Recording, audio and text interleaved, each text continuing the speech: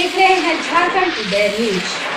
खबर आपकी, नजर हमारी। कि सरकारी स्कूलों की व्यवस्था अच्छी नहीं है, टीचर्स नहीं हैं, अच्छे टीचर्स कहीं और चले जाते हैं, गांव देहात में टीचर्स नहीं आते। तो ऐसे में अगर इन बच्चों में वो सारे संस्कार आ जाए तो आने वाले समय में यही बच्चे जो हैं उस स्कूल को बहुत आगे ले जा सकते हैं। तो ये उद्देश्य, और खासकर एक छोटा सा भी हमारा अपना एक उद्देश्य था कि हम सभी पिकनिक करते हैं, सभी एजुकेशन संस्थाएं, जितनी भी शिक्षण संस्थाएं पिकनिक करती हैं, हम लोग खाते हैं और खुद के लिए करते हैं, नाचते हैं, गाते हैं, बहुत थोड़ा खाते हैं, आधा से अधिक फेंक देते हैं। ये जो उपेक्षित, जो समाज से ऐसे बच्चों को उपेक्षित माना जाता है, जहाँ पर अगर बच्चे साइड में आप देखेंगे खड़े भी रहेंगे तो उनको बुलाया जाता है, खाना भी दिया जाता है, लेकिन कहते हैं 2-4 बर्तन भी आप धुलवा देते हैं, धो लेते हैं।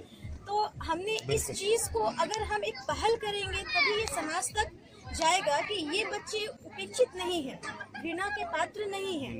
इन बच्चों को जैसे हमें जीने का अधिकार है, जिस तरह से हमें खुशी पाने का अधिकार है, वैसे इनको भी है। तो इस वजह से भी हमने स्कूल से संपर्क करा, बीओ सर से भी संपर्क करा, उनसे भी हमने परमिशन ली और इन सभी का साथ बहुत अच्छा रहा। इन सभी के साथ की वजह से और चेयरमैन सर की प्रेरणा की वजह से हम ये सारा काम कर सके हैं, जिसमें हमारे सारे शिक्षकगणों का, हमारे छात्र छात्राओं का भरपूर साथ। जो बच्चे जैसे कि आपको कहा कि उपेक्षित किए जाते हैं समाज में, ऐसे बच्चों के लिए आप समाज को क्या अपना मैसेज देना चाहेंगे? समाज के लिए, समाज के लोगों का मैं यही मैसेज देना चाहूँगी कि हम लोग ऐसे सोचते हैं कि एक चिंगारी क्या करेगी, एक चिंगारी पूरे जंगल को जलाकर राख कर देती है।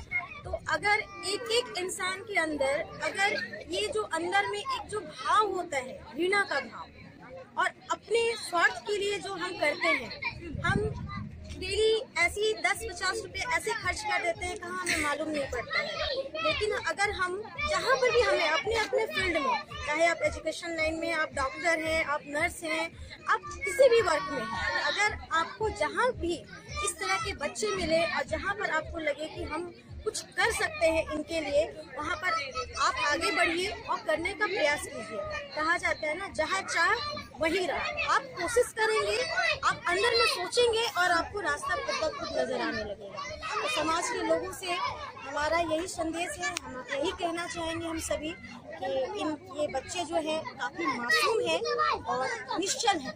इनको एक अच्छा संस्कार और एक अच्छी शिक्षा दी जा सकती है और इनको भी उस लाइन पर उनका विकास किया जा सकता है।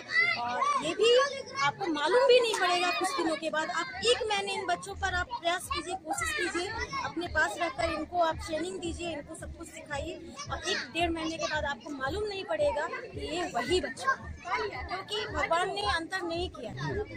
ये समाज है जो ये फर्क करता है।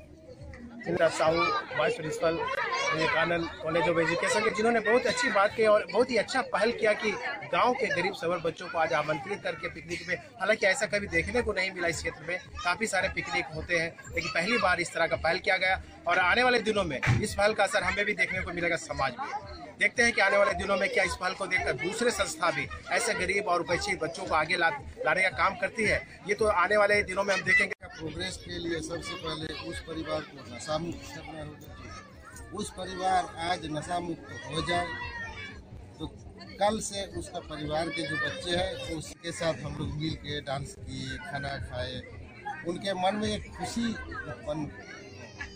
तो अगर यह खुशी रहे तो हो सकता है ये आगे भी बढ़ सकते हैं।